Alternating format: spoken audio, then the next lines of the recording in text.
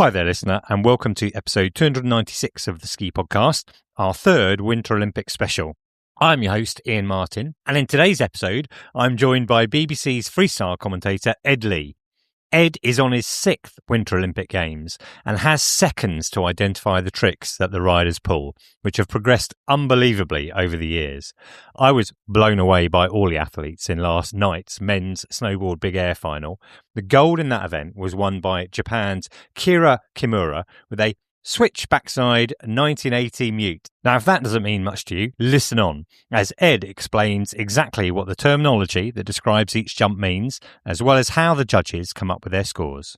On Ski Sunday this winter, there were several features that I really enjoyed. In particular, I think in the last episode, the Schladming episode, you were talking about, your job, incredibly complex, being able to describe what you see before you in freestyle events to, let's say, normal people like me. Many of our listeners, come from all over the world. They won't have heard that. I wondered if you could just explain that to people so that when they watch and when they hear the commentary, they can have a better understanding of what they're seeing.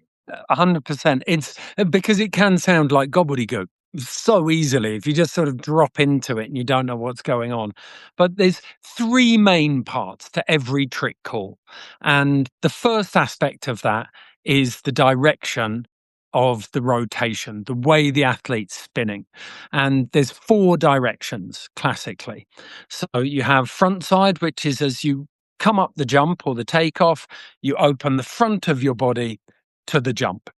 The opposite is backside, you turn your back to the takeoff as you're going off it. And then because on a snowboard, you have a preference of the way you're standing sideways. So you either prefer to stand left foot forward, which is regular, or right foot forward, which is goofy. So if you're standing your unnatural way, that's called switch stance, or sometimes it can be called fakie. And then you have the reverse. So it's switch front side, switch back side. So four basic rotations. And that's the first thing we'll call. You might get a little add-on. So I'm going to call this 1.5. And that's if they change the axis of the rotation.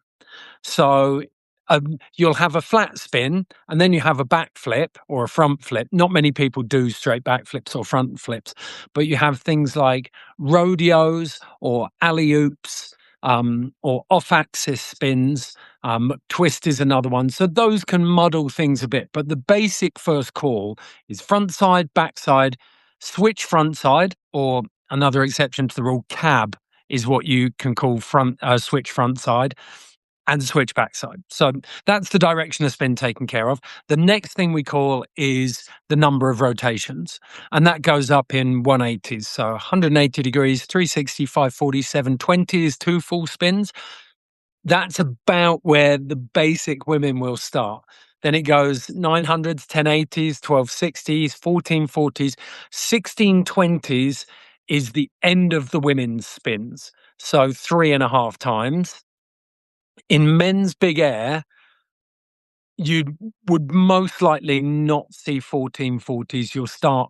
People will start at 1620, probably more like 1800, which is 5 full spins. And then 1920, 2160 was the X Games winning trick, but we're getting up to 2340.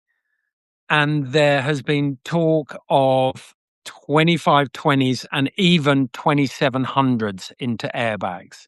These numbers are just insane, and being able to call it, I guess it's an instinctive thing that you can see in front of you, just automatically comes to you, does it? Anything above a 2160 is still incredibly rare. The trick to it, as I said before, you have a stance, so left foot forward or right foot forward. If you're doing 3.5 spins, then you know that is a 1260 versus 4.5 spins, which is a 1620.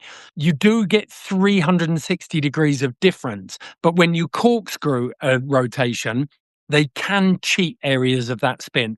And if you're listening carefully to Tim and I on commentary, you'll know we might take our time. We're usually pretty honest about it. If we can't work out what it is, we'll say, think it was this. Let's double check it on the replays. And so that's the approach, the axis, the rotations, and then also you might throw in something for the type of grab that they're doing as well.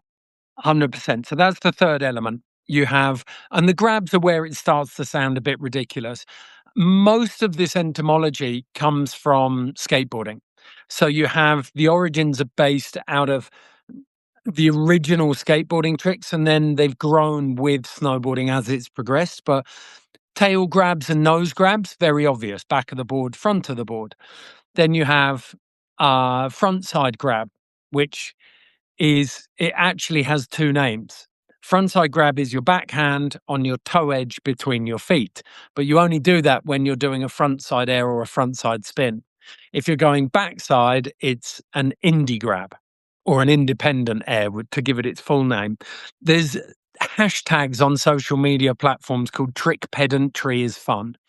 And it's so deep. You can dive down this long wormhole of grabs and like getting them right. But there's some fantastic ones. You go through things like roast beef, stelmarski, chicken salad, spaghetti, crail, holy crail, rocket, cross rocket. Recently, bit of controversy. There was a grab called the mute grab that the Bones Brigade, the original crew of skateboarders, named after one of the local skaters at their vert ramp, Mike Weddle. He was actually deaf, not mute, but they've had a campaign to replace the mute grab with the Weddle grab, so Mike gets the credit for it, and it's less offensive to anyone who is deaf or mute. Well, that really is an insight. So I think hopefully listeners will have understood now. Approach, axis, rotations, grab. That's what you're hearing. And when you and Tim call those, I guess the longer they're in the air, the longer you've got to think about it. But it really is a matter of seconds to put it together, right? Yeah, but you can also, it depends how intense the situation is. If you close your eyes and think about tennis commentary, there's a lot of space that they'll leave between stuff. Golf, they'll let it breathe. And if people are coming down, if Tim and I have got a sense that they're really going to push and they're going to go for something, then we'll start winding it up. But if you're in qualifiers, for example, we may not even call the grabs because there are very basic grabs like the Weddle, the front side. Truck drivers are both hands on the board and drunk drivers are the opposite hands, opposite way. But if they're basic like that, we won't do it. So we'll just say coming in, off the rail switch, you let it breathe down the run-in, cab 1260, into the backside 1260, and switch back 14 to finish. Like you don't really hit it home. So what we've found over the years, what you're saying is almost rubbish in some senses for a lot of the audience, but it's how you say it that's important. It's almost like reading a storybook to a child. Well, it's something that you've honed, clearly over, 6 Winter Olympics, developing those skills as a commentator. There was another feature on Ski Sunday, which actually by Shemi, which I found really interesting when you were out in Larks, where she interviewed some of the judges. Now, everyone coming down is ultimately getting a score. That's what's going to determine who gets the medals. And I think that can be, a bit obscure for the layman. I mean, we're never going to understand exactly, but how do they make up those scores and how many judges are there involved in that? In the snowboarding, there are 9 judges. No, 10. There are 9 judges and 1 head judge. And the way it breaks down, you have 6 features in slopestyle, and there's 2 judges watching every 2 features. So 6 judges watching 6 features. They're taking a third of the course each. So they're looking at individual scores. They're comparing trick for trick what you're seeing between every rider. Apples for apples, if you like. And they'll come up with a score out of 10. So that's 60, a maximum score of 60 for your 6 features. Then you've got 3 judges looking at overall impression. All of them are using the same criteria, and it comes under the acronym PAVED. Progression, so how different is the trick? Amplitude, how much height have you got? How much speed have you got? How deep do you go into the landing? Then you've got variety. Now, the overall judges are watching this very, very carefully. because they want to see across the 6 features as many different directions of spin. If you're not spinning all 4 basic directions, then you're not close. But if you can add in what we're seeing now more and more from the athletes are rodeos or alley-oop spins, which is when you rotate back up the hill rather than down it. And a really good one is pullbacks, bringbacks or rewinds. Athletes have got to a level of aerial awareness where they can stop a spin, halt the spin in an unnatural position, or even rewind it, bring it back and spin an opposite direction. So that variety is key. Then you have execution and difficulty. So you've got 6 judges feature by feature, that's called, or sector by sector, that's called. And then you have 3 looking at overall impression. And they're giving out of 40 points. And the head judge is watching all of those scores and looking for any kind of anomaly. Did I catch during that interview that they drop like the lowest and the highest or something like that? Is that correct? Yes, they do. That's in half pipe traditionally, because half pipe is not done sector by sector. So you're taking all of the scores in slopestyle.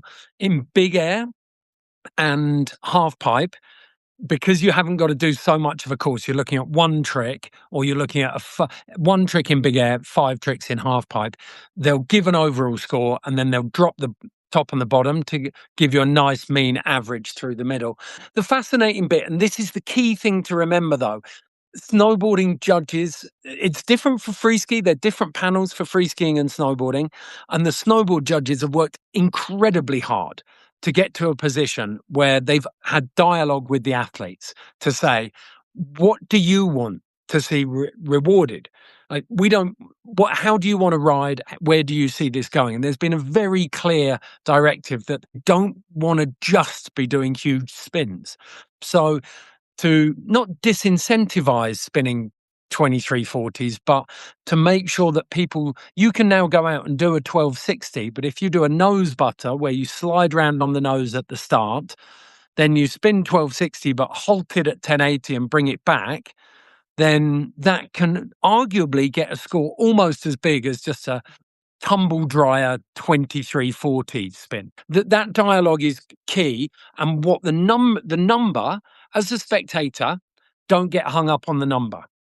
Look at the position. The judges are using the number to give a position. They try and get that across as much as possible. And the only thing the number tells you, if it's a good run and it's low, is that the judges are expecting to see way more. Yeah, very interesting. I think I could go off on a whole number of tangents about this because I'm interested in, whether you and Tim see a score, and then sometimes, you think, well, that's way out of whack, or whether there's an advantage in going down early or probably later, I think, after, some of the thresholds maybe have been set. But we won't tackle that now. I think all of this will have been very helpful for listeners so that when they do watch and listen to your commentary, they have a much better understanding of what's going on. So I really appreciate that, Ed, and, have a fantastic games. Thank you so much, Ian. Pleasure. Right, I'm off to watch Lindsey Vonn in the unmissable women's downhill. I'll be back tomorrow evening with Emily Sarsfield as we review the weekend's action, with our fingers crossed for a first British medal from Kirsty Muir in the ski slopestyle.